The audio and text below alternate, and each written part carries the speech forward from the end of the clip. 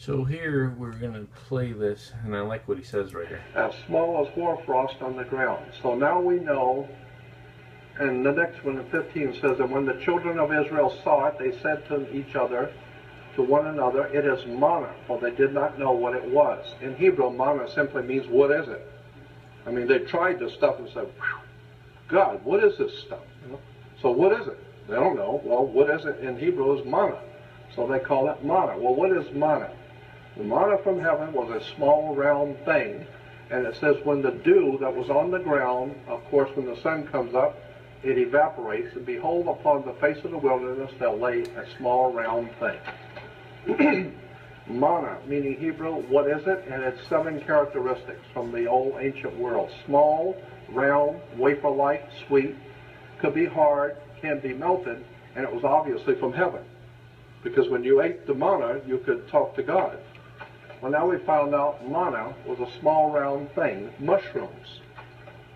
And here are the priest of Israel. Here's the Hebrew priest of Israel wearing a mushroom on his head. The mushroom headdress. I've often wondered, see, because the mushrooms were a hallucinogenic drug. And I've often wondered, is that why they call the priest high priest?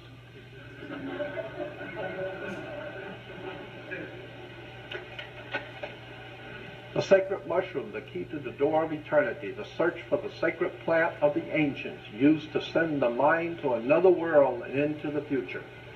Let me tell you something. I've never tried any drug in the world ever. Not pot, nothing. Ever.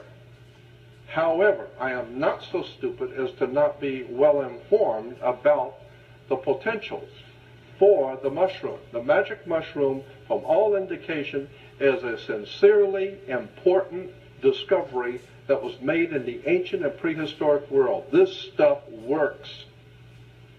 The magic mushroom and other hallucinogenic drugs like that do something to the electromagnetic forces in the brain to open up your mind and open up your spirit to all kinds of profound things that you're just totally not aware of.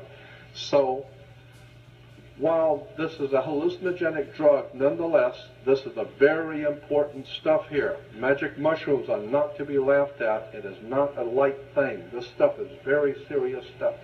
And that particular kind of mushroom is called a Amanita muscaria. The sacred mushroom and the cross, John Allegro, the third man in charge of the Dead Sea Scrolls, wrote this book. The sacred mushroom and the cross. A study of the nature and origins of Christianity within the fertility cults of the ancient Near East by John Allegro. John Allegro was the number 3 man appointed by the state of Israel, England, and America in charge of the Dead Sea Scrolls. The top 3 men that were picked in the beginning were all fired because of what they said was in the Dead Sea Scrolls that was not supposed to be said. All 3 men were fired. There is the Amanita muscaria.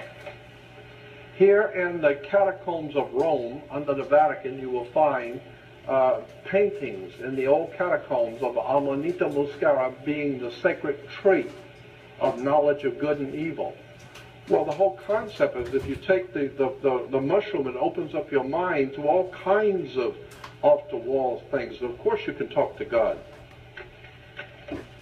Here's a small group of mushroom heads. Here's another bunch of them. The chump there with the big beard looks like he's been on it for a while. Some more mushroom heads. There they are. So when you see these mushroom headdress, just remember that's where it comes from. Mushrooms. The high priest and all the ancient world, all of them took mushrooms. Okay? So that's it on that. There it is. The high priest of Israel with the mushroom. Now,